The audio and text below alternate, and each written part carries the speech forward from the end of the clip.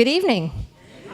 My name's Teresa Folkmeyer. I work here at the Silversides, and I'm not usually the one at the microphone. I'm usually the one that writes you newsletters and is happily hiding behind my computer and my desk. But, so if you're not getting my newsletter, you should sign up and get it so you know all the things we have going on. But I asked if I could do the welcome today because I had a couple of things happen last week that I just really wanted to share with people, because I get the privilege of seeing a lot of things that a lot of other people don't. I'm going to call it kind of my hello and goodbye week. Last week, we had a gentleman come here who had served on the U.S. Coast Guard cutter McLean. We usually speak about our submarine, but we do have two vessels here, and it's such a privilege for us to be here and hear the stories of people who were on there. He hadn't seen his ship for 50 years. Brought a tear to his eye just to see that we were still taking care of it and that it was still looking good and that people were still interested in hearing his stories. I told him I spend most of my time with children, so I wanted the important things like, did they ever have a dog? And what kind of food did they eat and stuff like that. And he told me that, and he explained he was usually on service with it in the 60s. He told me the communications they had gotten about JFK's assassination. And he was telling me how, just to give it in perspective, that when they would go out and look for somebody who was in distress, it would be like trying to find a soccer ball in the middle of the Gulf of Mexico during a storm without GPS. And it was such a privilege to be able to hear these stories and be able to pass them along. And it was just an incredible honor for me to get to say hello to this gentleman. His name was Bill Duncan. And he offered to give tours for a couple of days, and we took him up on it. Several of our board members met with him. And it was just great. I learned so much more about the McLean than just the few tidbits I had learned before. The other part of my week was a little bit sad. There was a goodbye for me. There's a gentleman that usually comes to our lectures. His name is Lou Glick. He sat back there with his son, sometimes his grandson. And I noticed over the summer when we had our music program that he wasn't attending any of them, and I thought that was very unusual because he comes to everything. He's even been our pastor and done a couple of blessings for us. His son came to visit us one time, and I asked his son where he was, and he said he had been falling a lot, and he was living in an assisted living home right now. Being the polite person that I am, I promptly invited myself to go visit him. But I figured if he did not want visitors, then I would be told no, he would rather not.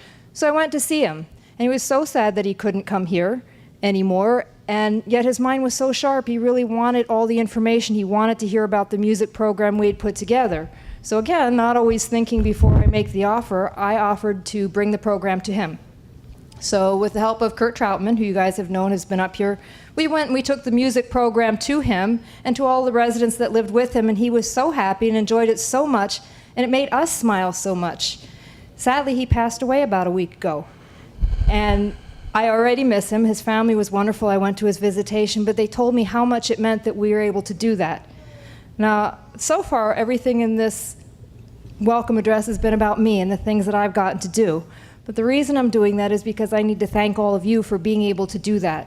We stand up here all the time. We write to you all the time. We ask for your help with money, and you're wonderful, and you give it to us. You don't get to be here to see the good that comes of the money that you give to us. The happiness that this gentleman had being on his ship 50 years later, the ability to be able to take a program to somebody who couldn't come here anymore. We work hard to make those happen, but we can't do it without you. So I wanted to take a minute, and I asked Wes if I could come up here just to say thank you to all of you, because anytime you purchase a membership or a ticket to come to one of these, or a donation in the cookie jar, or you donate an artifact, you help us keep all of these things going so that we can hear the stories from the people that were there, and they enjoy so much telling them. And then I can tell them to the kids when they come in, and I can make them understand how it's just so many different ordinary people who give up their time and their efforts to serve this country to make it such a great place. It's not one big thing that happened that made it all work. It's all the little people, all the people that do every little part. So thank you so much for helping us be able to do that for all the people that come to our museum. I was going to stop with just 2 stories, but Richard told me I could tell one more. So if I can have just one more second, I'll turn you over to him. Earlier this summer, I saw a woman looking at that collage of World War II photographs over our drinking fountains, and she had a young girl with her who was maybe 10, 11 years old. Turns out it was her granddaughter. I happened to be walking over there, and I asked if she had been able to find the person, and she had, which was kind of surprising. Those are small pictures. And I said, well, there's a good chance that we might have a bigger picture of the person you're looking for. She wanted to find the picture of her dad. So I asked his name, she told me. I went back to the office, and because of all the wonderful work that Mr. Mullally has done, we had his name, his picture in our database. I printed a picture, walked it over to her. The woman broke down in tears. She showed it to her granddaughter because this was the first time her granddaughter had seen a picture of the great-grandfather. Of course, he was only 20 years old, and I went home and told everybody. I got to make people cry at the museum. It was an awesome day. Again, that's all thanks to you guys helping with all these different projects that Richard does with helping us keep this museum going. So, thank you. I want to give you guys a round of applause for all you do to help us keep this museum going for all of you and all of our veterans. So, thank you.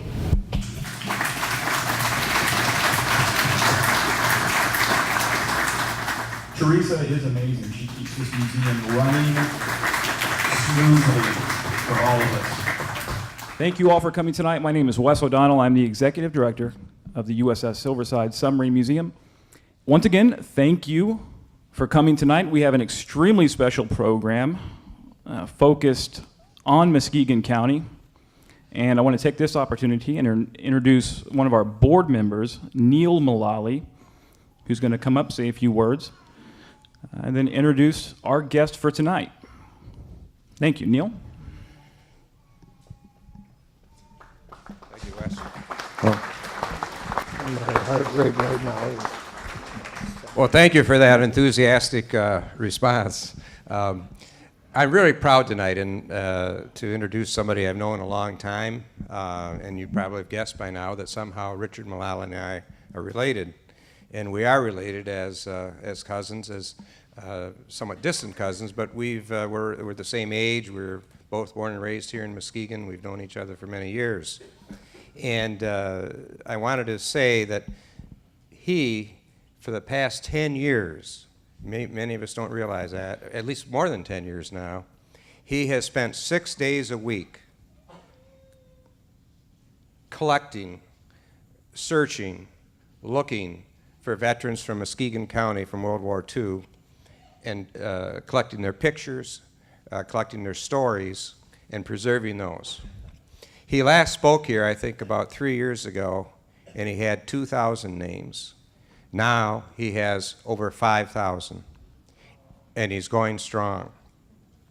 I had the privilege a week or so ago of hearing a talk by Ken Burns. You all know Ken Burns, the cinematographer, the documentarian who made the Civil War series in baseball and so forth. By the way, his next documentary is coming out next year, 2017, on the Vietnam War. So we got to make sure to look for that. But he made the point in this talk that history isn't about memorizing dates and battles and so forth. It's about story. We forget the word story in history. That's what really history is. That's what these people are going to be saying, telling us about at the end of October. And that's what Richard is going to tell us about tonight. So I couldn't be more proud to introduce him. Richard deserves all the credit he can get, and he is tireless.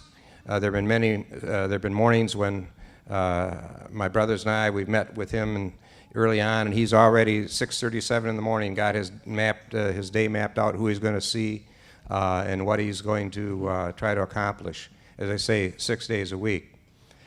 He's had the door slammed in his face at times. He has other people welcome him. He's got stories, and these are what we're trying to preserve and have everyone learn about from our friends and neighbors and relatives here in Muskegon County that we may have never known about if it weren't for Richard. So Richard, please come forward.